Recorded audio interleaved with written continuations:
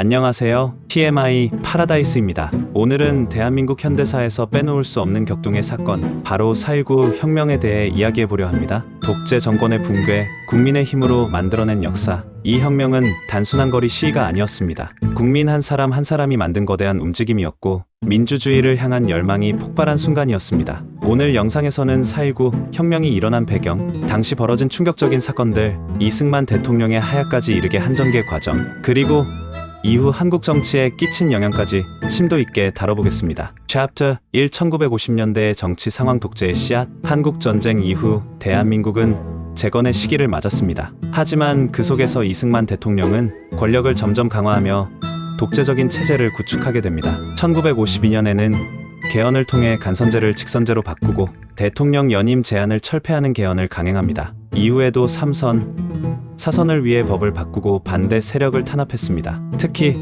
1958년 제정된 국가보안법과 정치활동정화법은 야당과 언론을 압박하는 도구로 사용됐습니다.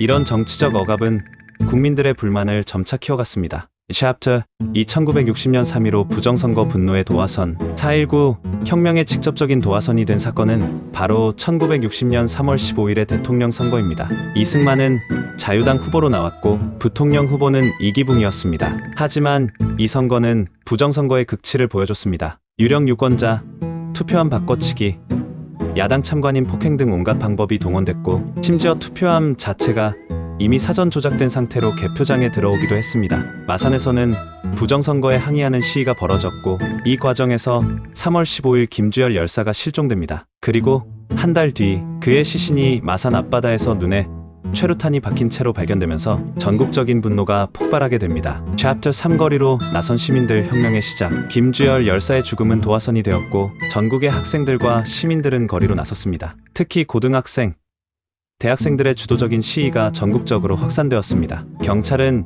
이를 진압하기 위해 실탄까지 사용했고, 많은 사상자가 발생했습니다. 4월 18일 고려대 학생들이 국회를 향해 시위를 벌인 뒤 돌아오는 길에 반정부 폭도들에게 습격당합니다. 그리고 다음 날인 4월 19일 전국적으로 학생과 시민 10만 명 이상이 거리로 몰려나와 이승만 하야를 외치며 시위를 벌였습니다. 정부는 비상계엄령을 선포하고 군까지 투입했지만 시위는 멈추지 않았습니다. 결국 4월 26일 이승만 대통령은 하야 성명을 발표하며 물러나게 됩니다. Chapter 4. 이승만 하야. 정권의 붕괴. 이승만 대통령은 하야 성명에서 나는 이제 물러나겠다, 나라가 안정되기를 바란다고 말했습니다. 그가 청와대를 떠날 때 시민들은 그의 퇴진을 환영했지만 한편으로는 씁쓸함도 남았습니다. 그는 미국으로 망명하게 되며 대한민국의 제1공화국은 막을 내리게 됩니다. Chapter 5. 4.19 혁명의 의미와 그 이후. 4.19 혁명은 단순한 정권 교체가 아닌 국민의 힘으로 독재를 끌어내린 역사적 사건입니다.